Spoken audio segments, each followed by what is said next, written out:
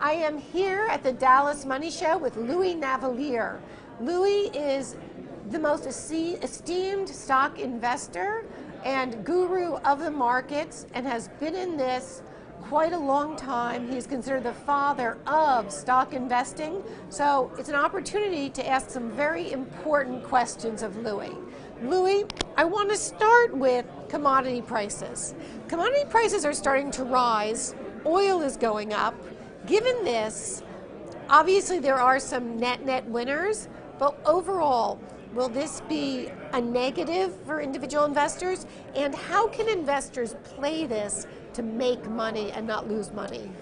Well, we have a strong dollar in the last few months, and normally a strong dollar will start to push commodity prices down because commodities are priced in dollars.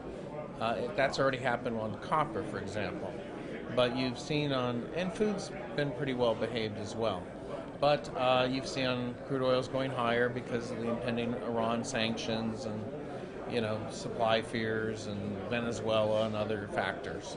So we don't see the commodity inflation impacting the CPI and things like that yet, okay? The Fed has basically said they see steady inflation. The Fed has a 2% inflation target. The personal consumption expenditure index, they got their own index, and they finally hit their inflation target for the first time since 2011. I think they just want to hold everything steady right now. They've gone from accommodative to neutral. They're at their inflation target. They're going to raise rates if market rates go up, so we have to keep an eye on that. But I think the Fed's just shocked how well it's working. This guy Jerome Powell that runs our Fed was handpicked by Steve Mnuchin, the Treasury Secretary, to be more market friendly. And he said this week that he's just pleasantly surprised how well everything's going. And so I hope the Fed, doesn't go too fast, and I think Powell's been trying to be as gradual as possible.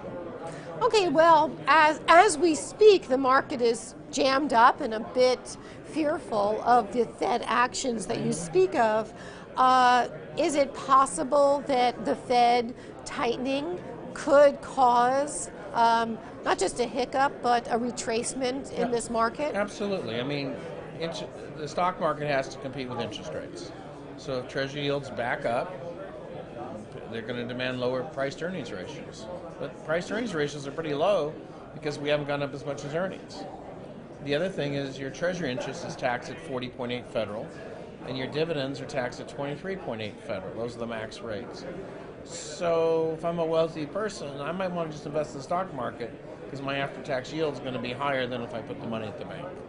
So, I think it's a bit of an overreaction. I think there is a mechanical problem, though, because a month ago our bid-to-cover ratios at the Treasury auctions were 2.8 to 1. They slipped to 2.4. Is that because China's not bidding anymore because the trade spat? And, that's why interest rates are rising. There's fewer bidders for the Treasuries. But, the U.S. is the oasis in the world. There's a lot of foreign capital coming here. We expect that foreign capital will eventually migrate into the Treasury markets, shove yields lower. So we'll see. I think we're going to be okay. It's just, it's interesting. I don't have any fear of inflation longer term. I think we just want to hold everything steady, and that's what the Fed wants to do too. Now, a question that I always hear has to do with bank stocks.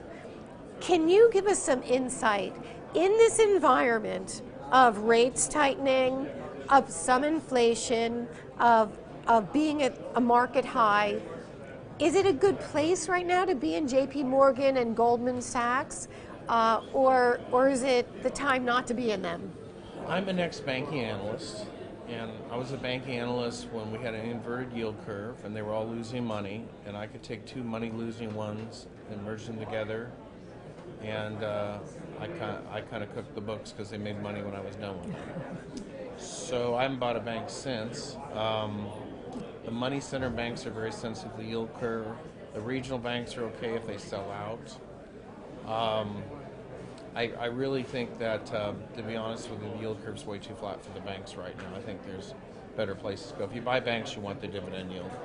Okay. But MasterCard, Visa, American Express, PayPal, these are all financials that aren't really And hitting banks. 52-week highs. Yeah, those would be things you could go to.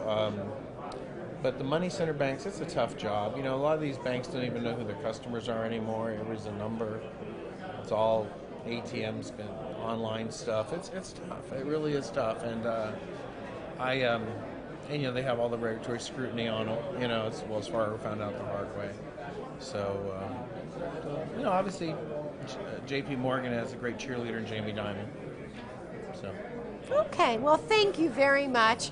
We've been speaking with Louis Navellier here from the Dallas Money Show.